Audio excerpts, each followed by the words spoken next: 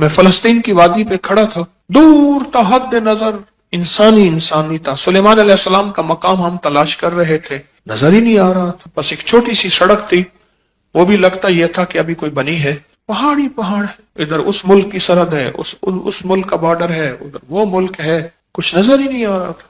یہ قافلے ایسے ہی گزرتے تھے۔ میں صحرائے اعظم پہ گیا، دنیا کا سب سے بڑا صحرائے اعظم، اس میں سفر کر رہا تھا، جہاں پل بھر میں ٹیلے ادھر سے ادھر ہو جاتے ہیں اور زندگی کا نشان ختم ہو جاتا ہے۔ جب زندگی میں یہ قافلے ہوں، ایک دفعہ کا تذکرہ میرے ساتھ ہوا، گاڑی کا پیٹرول بھی ختم ہو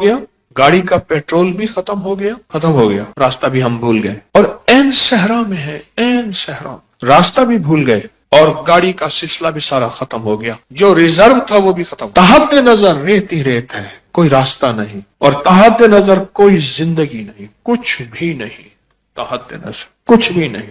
تو ہم نے پھر کیا کیا؟ سخت سردی تھی، ریت پہ تیمم کیا، تیمم کر کے 2 نفل پڑھے، 2 نفل پڑھ کے 3 دفعہ سورۃ یاسین پڑھی جن کو یاد تھی، اس کے بعد بیٹھ کے پھر سورۃ قریش پڑھنا شروع کر دی۔ ہمارے ساتھ ایک صحرائی آدمی تھا جو ستاروں کی چال پہ لے کے ہمیں چل رہا تھا۔ رات کے وقت میں باہر نکلتا، کہتے ٹھہرو، گاڑی کو ٹھہراؤ، اور جا کے ایسے نا اوپر نیچے دیکھتا، ستاروں پہ دیکھتا، قطب ستارے کو دیکھ کے چل رہا تھا، اور ستاروں کو دیکھ، اس طرف کریں، ہماری منزل اس طرف ہے۔ 1-2 دفعہ بھول بھی گئے، اور ہمارے پاس جس بندے کی گاڑی تھی وہ گاڑی بھی بہت کمزور تھی، طاقتور ریت میں پھنس جاتی تھی، پھر جھاڑیاں کاٹ کے لے آتے، اس کے ٹائروں کے نیچے ریت نکالتے، اس کے نیچے جھاڑیاں دیتے، پھر کچھ بندے دھکا لگاتے، کچھ گاڑی دھکا لگاتی، پھر چلتی، پھر بندے دوڑ کے بھاگ جاتے۔ رات ایسی گزری ساری، منزل پہ پہنچے نہیں، سب کچھ ختم ہو گیا۔ اب اگلی منزل کیا ہے؟ اچھا، جو بندہ چلا رہا تھا وہ پرانا شکاری تھا، پھر اس نے اپنے واقعے سنانے شروع کیے۔ ہم تو شکار پہ نہیں نکلے تھے، ہمارا روحانی سفر تھا، وہ اس نے واقعے سنانے شروع کیے۔ کہنے لگے فلاں علاقے کا ایک MNA ہے، وہ شکار پہ آیا، ہرن کے شکار پہ، گاڑی دوڑا دی، پیچھے بھگا دی،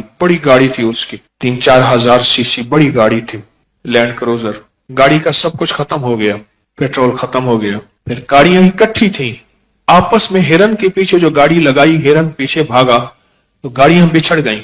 پھر وہ کہنے لگے کہ انہیں ایک سراب نظر آیا، سامنے پانی ہے، دکھا نظر آیا، انہیں کہا پانی سامنے ہے، خود چل پڑے، اور چلتے چلتے چلتے آخر گر گئے اور مر گئے۔ 3 دن کے بعد ان کا جسم تھا جس میں گوشت نہیں تھا۔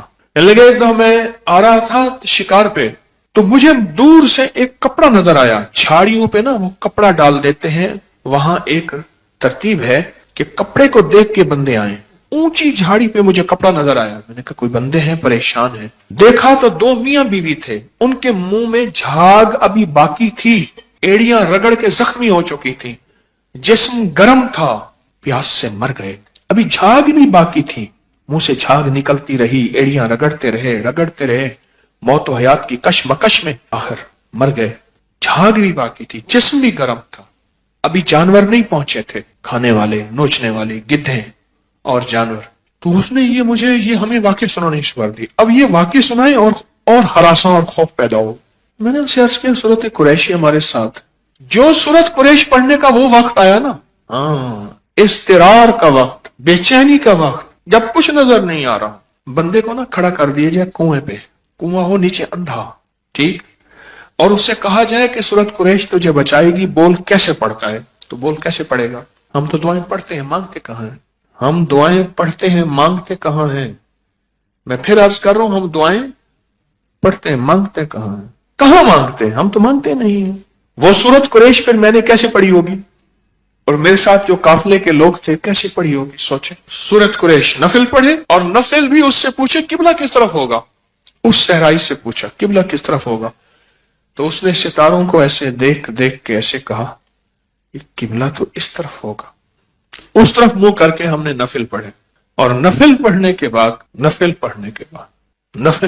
بعد اب سورۃ قریش پہ لگ گئے۔ 3 دفعہ سورۃ یاسین پڑھی جن کو آتی تھی یاد، میں نے بھی پڑھی، اور اس پر سورۃ قریش پڑھنے میں لگ گئے۔ اب ہر طرف بے کسی ہے۔ وہ صحرائی کہنے لگا کوئی راستہ نہیں ہے، گاڑی سامنے ہے، اس میں کچھ بھی نہیں، پانی بھی ختم ہو گیا پینے کے لیے، گاڑی کا پانی بھی ختم ہوا، ہمارا گاڑی کا پیٹرول بھی ختم، ہمارا پانی بھی ختم، ڈیزل گاڑی تھی، وہ سب کچھ ختم ہو گیا۔ پڑھتے نا تھوڑی دیر کے بعد وہ جو بدو تھا، جسے ہم صحرائی کہتے ہیں، عرب میں اس کو بدو کہتے ہیں، وہ جو بدو تھا نا، اس نے دیکھا، اس نے کہا گاڑی آ رہی ہے، تجھے کوئی وہم ہو گیا ہوگا، کہ نہ اس نے نا زمین سے کان لگایا، زمین کے ساتھ کان لگانا کہ اس طرف سے کوئی گاڑی آ رہی، پھر لگایا۔ اس کے چہرے پہ نا بشاشت تھی، آثار مجھے آج بھی نہیں بھولتے، اس کے چہرے پہ ایک رونق، پھر کہ گاڑی ہے۔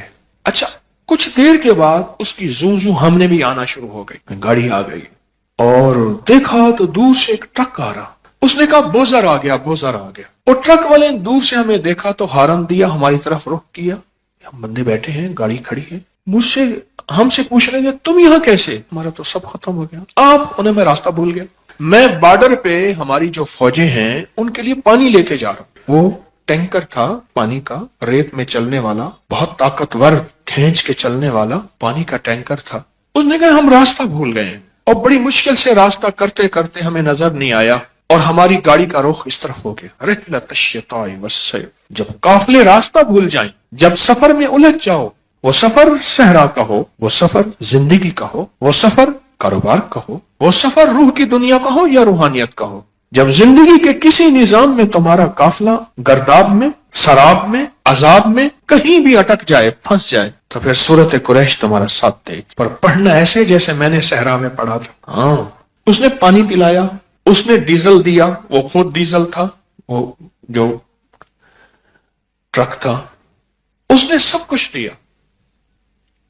ہمارے ایک صاحب تھے، اس نے کہا تو ڈیزل دینے کا حق ہی نہیں رکھتا، ہم مر جائیں گے تو اسے ڈیزل نہیں لیں گے، سرکاری چیز ہے ہم کیسے لے سکتے ہیں؟ اس نے کہا بات تو ٹھیک ہے، میں سرکاری چیز ہے، پانی بھی سرکاری ہے، ڈیزل بھی سرکاری، تو میں کیسے دے گا؟ اس نے کہا جی یہ میرے پاس ایک ڈائری ہے، اس نے اٹھائی، اس میں مونوگرام چھپا ہوا تھا سرکاری، اس نے کہا جی اگر میں استعمال کرتا ہوں تو یہ ہمیں ہے، میں اس کا خود اپنی جیب سے دوں گا، کرے وعدہ کر۔ اس نے وعدہ کی، جی آپ کو میں اتنا دے رہا ہوں، اتنا پیسہ بنا، اتنا جیب سے دوں گا، میں دوں گا۔ کہاں ہم لیں گے؟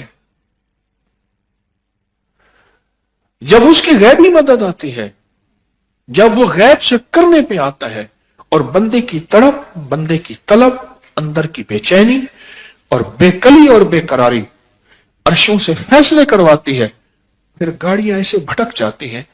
حالانکہ وہ کہتے ہیں میری ساری زندگی صحراؤں میں گزری ہے، میں نے ڈرائیونگ کی ہے، میں شہر سے پانی میٹھا بھر کے لاتا ہوں، اور جتنی ہماری چوکیاں ہیں بارڈر پہ میں ان سے پانی پہنچاتا ہوں، چوکیوں کے پاس برتن ہیں، بڑے بڑے ڈرم ہوتے ہیں، وہاں بھرتا ہوں، وہاں بھرتا ہوں، وہاں بھرتا ہوں۔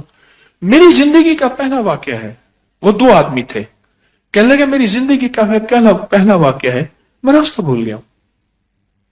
کوئی طاقت تھی جس نے مجھے ان کی طرف لوٹایا، کیونکہ ہم رات کے بیٹھے ہوئے تھے، رات ہی ہماری کہانی ختم ہو گئی تھی ہر چیز، اور وہ کل کا چلا ہوا تھا، اور رات ہی اسی وقت میں ہم نے اندازہ لگایا جس وقت میں ہم نے نفل پڑھے اور سورت یاسین پڑھی نفل حاجت کے، اور سورت قریش پڑھنا شروع کی، اسی وقت میں اللہ کے غیبی نظام نے سٹیرنگ اس کا موڑ دیا۔ پوچھا میرا سٹیرنگ کیسے موڑا؟ کہا تھوڑی سی اونگ آئی تھی مجھے، اس لیے کہہ رہا ہوں نہ اونگا کرو، سٹیرنگ مڑ جاتا ہے۔ جب قافلے چلتے تھے اور وہاں قزاق ہوتے تھے، لٹیرے ہوتے تھے، لوٹنے والے مال کو، چیزوں کو، تو ان قافلوں کی حفاظت کے لیے، کیونکہ قافلوں کو دو چیزوں کا خوف ہوتا تھا، یاد رکھیے، ایک امن کا، ایک بھوک کا۔ وَآمَنَهُمْ خَوْفٌ جُوعٍ وَآمَنَهُمْ، جو کہتے ہیں بھوک کو، فقر کو، فاقہ کو، جو عربی میں۔ ایک بھوک کا خوف ہوتا تھا، راشن ختم نہ ہو جائے، پانی ختم نہ ہو جائے، دانا پانی ختم نہ ہو جائے، ایک یہ خوف، اور ایک امن چاہیے، سوار اور سواری باحفاظت امن سے منزل پہ پہنچ، یہ دو خوف ہوتے تھے۔ اور میرے اللہ پاک نے ساری سورت قریش کو بیان کر کے فرمایا ان دونوں خوفوں سے اگر نکلنا ہے، ان دونوں خوفوں سے اگر نکلنا ہے، یہ سورت قریش ہے۔